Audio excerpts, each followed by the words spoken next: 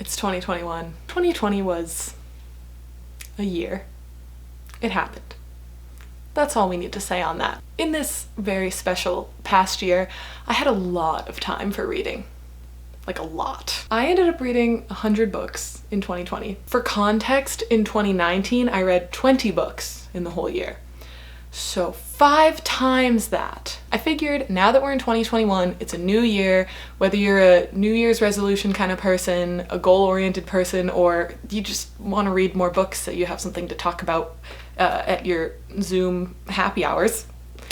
I'm going to give you some tips and tricks for how I read so much, how I make time for reading, and how I find what to read. But first, I thought it might be helpful to actually let you know what are these 100 books that I read this year. So I'm going to read them off my phone because it's 100 books. I didn't memorize them. I picked these pretty randomly. They weren't like all ones that I had been dying to read for a long time. Some of them were.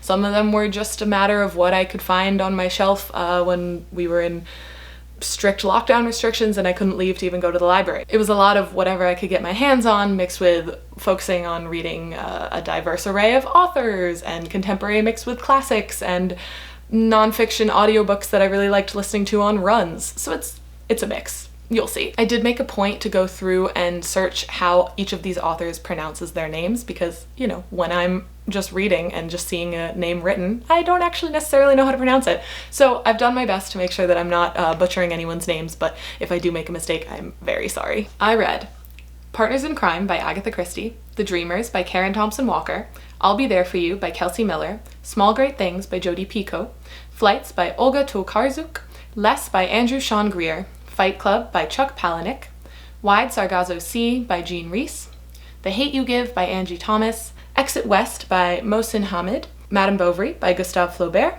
My Year of Rest and Relaxation by Otessa Moshfegh, Normal People by Sally Rooney, The Power by Naomi Alderman, Calypso by David Sedaris, Jane Eyre by Charlotte Bronte, The 7.5 Deaths of Evelyn Hardcastle by Stuart Turton, Born a Crime by Trevor Noah, You're a Badass by Jen Sincero, The Commitments by Roddy Doyle, Matilda by Roald Dahl, Everything is Illuminated by Jonathan Safran Foer, The Heather Blazing by Colm Tobin, The Giggler Treatment by Roddy Doyle, On the Come Up by Angie Thomas, Outer Dark by Cormac McCarthy, The Book Thief by Marcus Zuzak, The Art of Racing in the Rain by Garth Stein, The Snapper by Roddy Doyle, The Haunting of Hill House by Shirley Jackson, My Dark Vanessa by Kate Elizabeth Russell, The Seven Husbands of Evelyn Hugo by Taylor Jenkins Reid, The Talented Mr. Ripley by Patricia Highsmith, Me Talk Pretty One Day by David Sedaris, Mansfield Park by Jane Austen, Educated by Tara Westover, Elsewhere by Rosita Boland, Daisy Jones and the Six by Taylor Jenkins Reid, The Van by Roddy Doyle,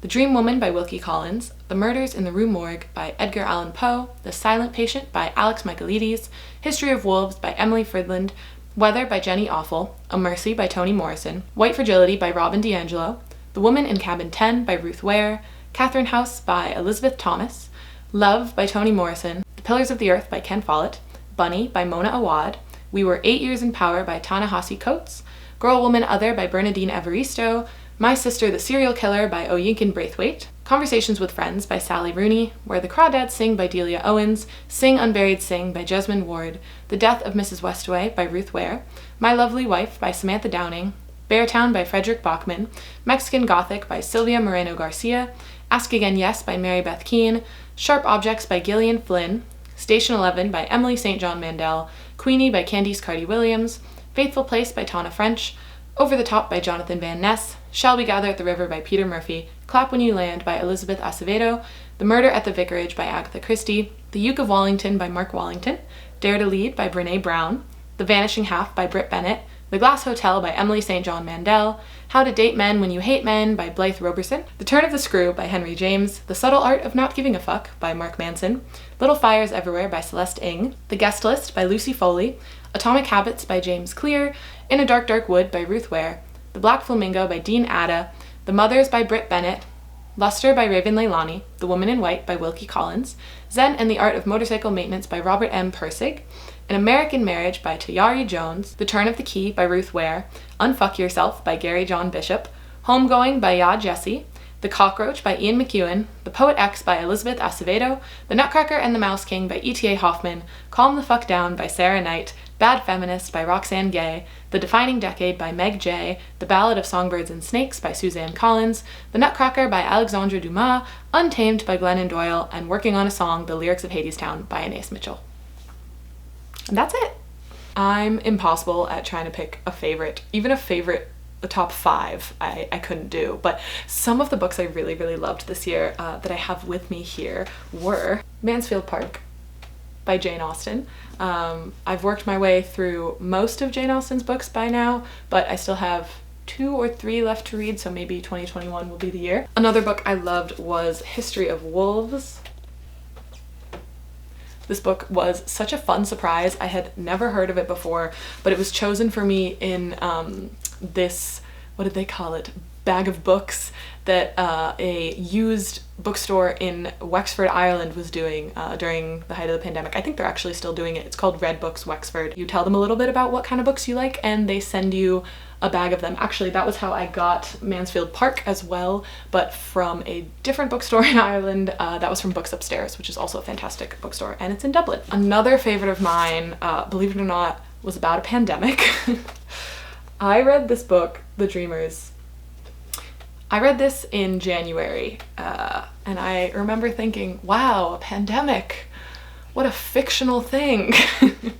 So I don't know if this is something that many people would want to read right now, but I loved it. It was like reading an episode of Black Mirror. It was very good. And my last read of 2020 was Working on a Song by Anais Mitchell. Anais Mitchell is one of my all-time favorite songwriters. Her lyrics are so poetic, and Hadestown is a fantastic musical that I was so lucky to get to see on Broadway and off-Broadway years ago, but the fact that I got to see this in 2020 before Broadway shut down because of the pandemic is something I feel very, very lucky for having gotten to do. I also had a couple favorites that I don't have copies of at the moment. In terms of nonfiction, I really got a lot out of Atomic Habits by James Clear. That was a fantastic read. I also loved Educated. An American Marriage and The Black Flamingo were 2 really beautifully written stories that I got a lot out of as well. I loved Station 11. It is about a pandemic though, so, proceed with caution, but I do highly recommend it. I'm sure I'm forgetting something that I absolutely adored, and I will edit this video later and be really sad that I left it out. A couple of the books I read this year I was not so into, but I'm not one to, go off on a negative tangent. I feel like every book out there has someone that will like it, so you can try to guess which were the ones I read this year that I didn't like, and I won't tell you. The first piece of advice I would give to people who want to read more is to keep track of your reading. I have found that it's really helpful for me to have a number goal of I'm going to try to read 30 books this year, or 2 books this year, or like this year 100, whatever it is. That way you know if it's July and you're trying to read 20 books and you've only read 3 that you might need to pick it up a little bit. But this can also be really stressful for some people, so if that's not for you, don't do that. The point of reading is fun. The next piece of advice is kind of twofold, which is read what you want and then don't read what you don't want.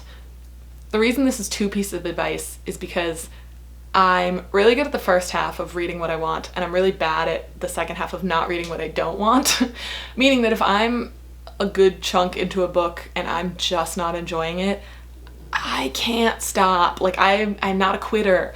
And books are something that you can be a quitter on. If you're not enjoying a book, there's so many millions of other books out there. Go read something you like. Another piece of advice that kind of goes along with that last one, and it's also one that I don't really do much, is read multiple books at a time. I don't like having multiple physical books going on at the same time because I get confused. I never know which one to read. Like if they're similar, I'll actually get the plots confused. But it's a great way to keep yourself from getting stuck on one book if you're just really not in the mood for something but you don't want to fully abandon it. Read something else and come back to it, or, read something else in the morning and something else at night. It depends on what you're reading, obviously. What I do is I'm technically always reading 2 books at a time, but one is a physical book and one is an audiobook. And that brings me to my next point, which is audiobooks are amazing, and it took me way too long to realize that. I'm a runner, not a very fast runner, but I'm a runner, and it took me years of running before I realized that I could actually run while listening to an audiobook. I just thought for the longest time that I needed like fast, upbeat pop music, which is also really fun. Certain audiobooks, especially if they're kind of like easier listens, can be a really great thing to listen to while you're working out. It depends what your workout routine is, I guess.